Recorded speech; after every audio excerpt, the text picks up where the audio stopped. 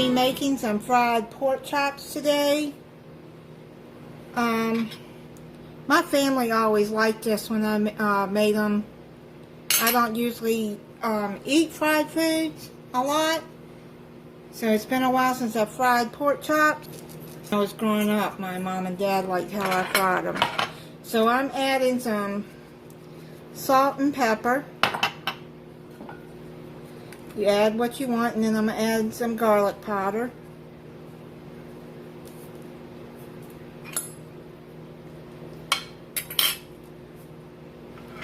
On both sides.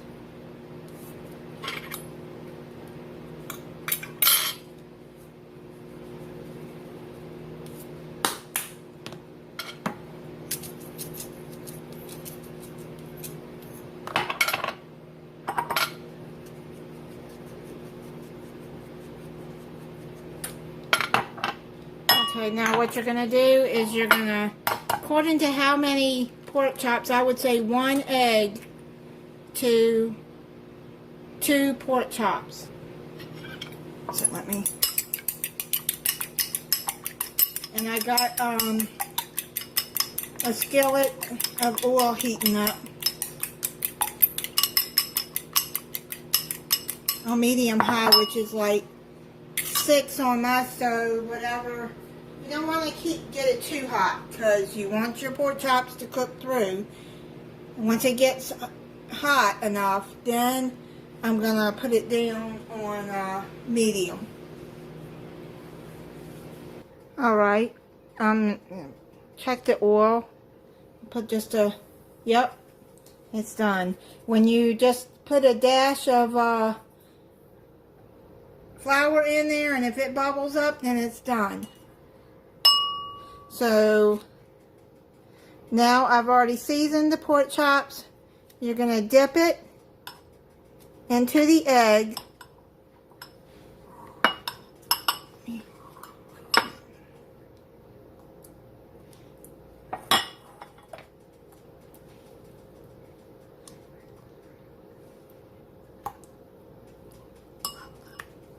I'm going to turn this down on medium so the oil don't get too hot. And okay, now you got the egg on there. Now what you're going to do is you're going to put flour all over it.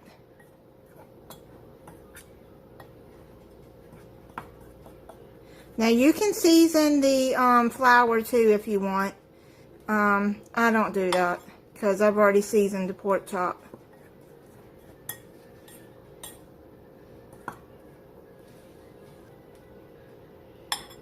I don't eat a lot of salt, so.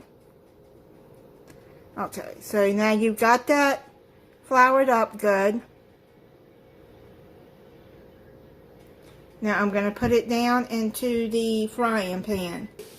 Hold it up, put it down slowly like that. Now when the pork chops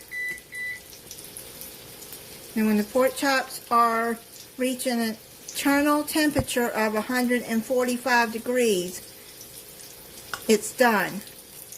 Now make sure that when you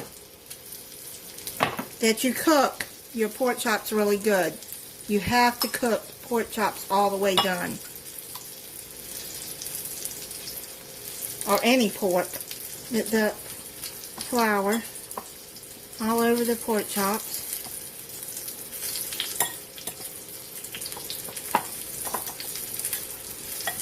You cannot cook this fast. You have to cook it slow or it won't get done all the way through. And then it'll burn on the outside.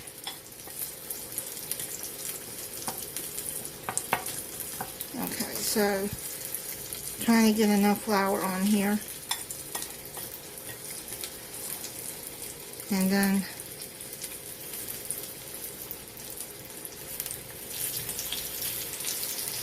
add it slowly. Don't drop it down fast. Now I'm going to let it cook until it starts to look like it's brown enough around the edges. And then I'm going to flip it over. These are thick pork chops, so I would probably say maybe 4 minutes on each side. And then you just keep checking it to see if it's done. Turn those around, and I'm going to cook them about another 4 minutes, and then I'm going to check them. Okay, I had turned it down to medium low, like on 3 on my stove, so I'm going to check the pork chops now and see if they're done.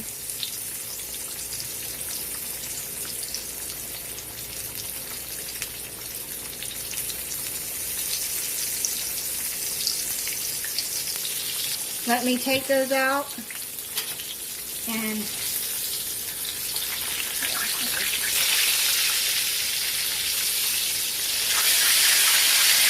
onto a platter with a paper towel to soak up the grease.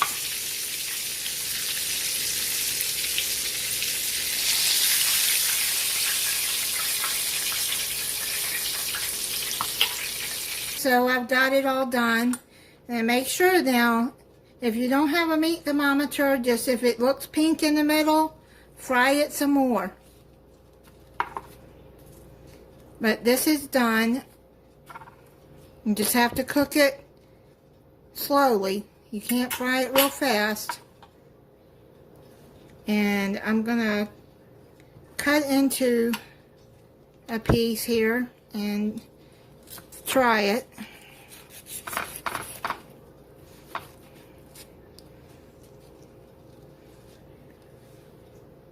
You can see what it looks like.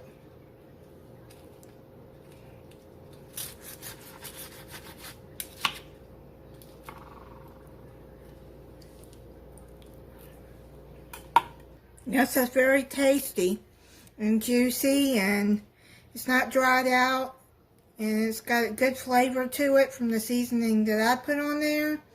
Now when you're doing this, you season it the way you want. Okay, so that's how I fry up my pork chops. And I'm going to have buttermilk biscuits, and I steamed up those steam in a bag vegetables that I bought at Publix the other day. The butternut squash, parsnips, red onions, dried cranberry, and this is sage. I found out that this is sage, the greens. So, yeah, and then I put some butter and salt in it. And let me try one of these, see how it tastes. This is the butternut squash. Try the parsnip.